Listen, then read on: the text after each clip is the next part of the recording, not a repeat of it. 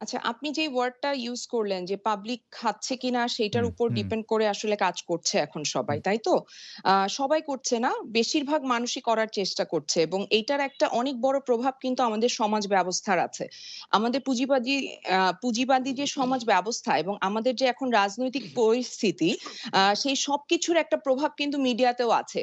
যে কত show off করা যায়, কত আসলে দ্রুত যেটা সে যেইভাবে হোক না কেন সে পপুলার হতে চায়। সো এই যে টেনডেন্সি এটা কিন্তু সামনে কোনো আদর্শ নাই, যাকে দেখে তার মনে হবে যে আচ্ছা আমি তো আসলে এর মতো হতে চাই। আপনি আফজাল ভাই যেই সময়টার কথা বললেন সেটা হচ্ছে স্বর্ণযুগ বলা হয় যে ওই সময় যারা ভেবেছেন, যারা আসলে চিন্তা করেছেন নাটক নিয়ে, সিনেমা নিয়ে, মঞ্চ নাটক নিয়ে, গান, কবিতা সবকিছু নিয়ে তাদের যে মনন, তাদের যে চিন্তা চেতনা সেইটার সাথে আসলে এখন যে আ আসলে এটা চিন্তা করে কাজটা করছে যে আমার এই প্রোডাক্টটাকে আমি কিভাবে সেল করব মানুষের কাছে। তার মনন আর সেই মননের মধ্যে কত পার্থক্য আ সেইটা বিবেচনা করলেই কিন্তু বোঝা যায় যে এই অবক্ষয়টা কেন ঘটেছে।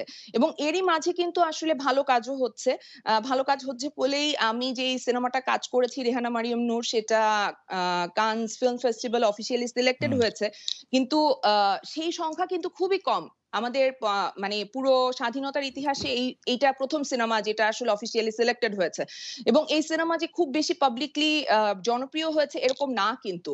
কানস হুম, ঘুরে না আসলে হয়তো মানুষ এটার নামও জানতো না, হ্যাঁ? হুম, হুম, তো আমি এই ধরনের অনেক অড কাজ করেছি। আমি 'গুটি' নামে একটা সিরিজ করেছি, হ্যাঁ? হুম, সো ওই কাজগুলো অড। আমি জানি যে ওই দর্শকগুলো কম। কিন্তু আমার দায়িত্ববোধের জায়গা থেকে আমি কিন্তু চেষ্টা করেছি যে যেইটা আমি বিশ্বাস করি, আমি যেই আ যা আমি আসলে প্রতিফলন করতে চাই আমার কাজে, সেই কাজগুলোকে আমি চুজ করব। কিন্তু সেটা কিন্তু ডিফিকাল্ট। কারণ আমার টিকে থাকারও একটা লড়াই আছে।